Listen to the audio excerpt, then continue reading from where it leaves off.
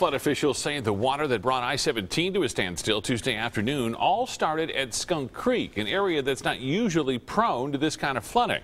Well, now the county is taking action by bringing in a group of scientists to help them prevent more flooding.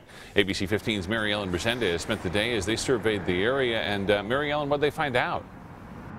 You know, they're finding a lot just by looking at the landscape, Steve. Take a look at this. You can see just how forceful the flow of water was here.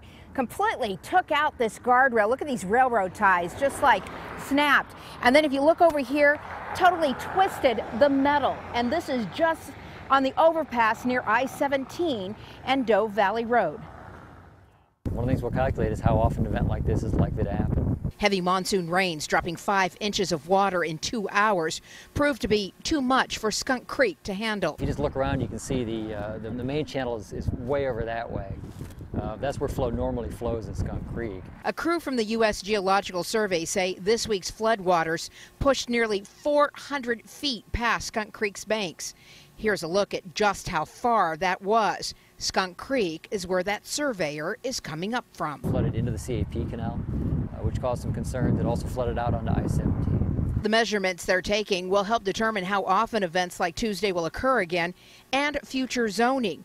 Everywhere are signs of how floodwaters overtook the desert terrain. You can see in this tree right here, this tends to settle after the flow's over, but you can see roughly where the highest water got to just by the stuff that built up in this tree as the flow was happening. In the outer areas of the flooding, crews say it was likely 5 feet deep, but other areas may have been as deep as 12 to 15 feet. It's a pretty unusual event.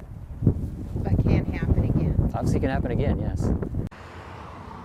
Now, we want to give you an idea of what 15 feet is like. Granted, we're on high ground, but if you take a look at our live truck over there, the top of that truck is about 10.5 feet clearance. So if we go just part way, maybe halfway up our mast, that's 15 feet. That's how deep it was in parts of Skunk Creek and very much why it went over I-17. Now, county officials are going to keep a close watch on this area because the storm they say that's coming our way is about to put out another dousing. In fact, they're expecting quite a bit of water to drop from that storm, but they don't think it'll drop as much as it did on Tuesday. Steve? Yeah, certainly we hope not. Something we have never seen before. Thanks so much, Mary Ellen.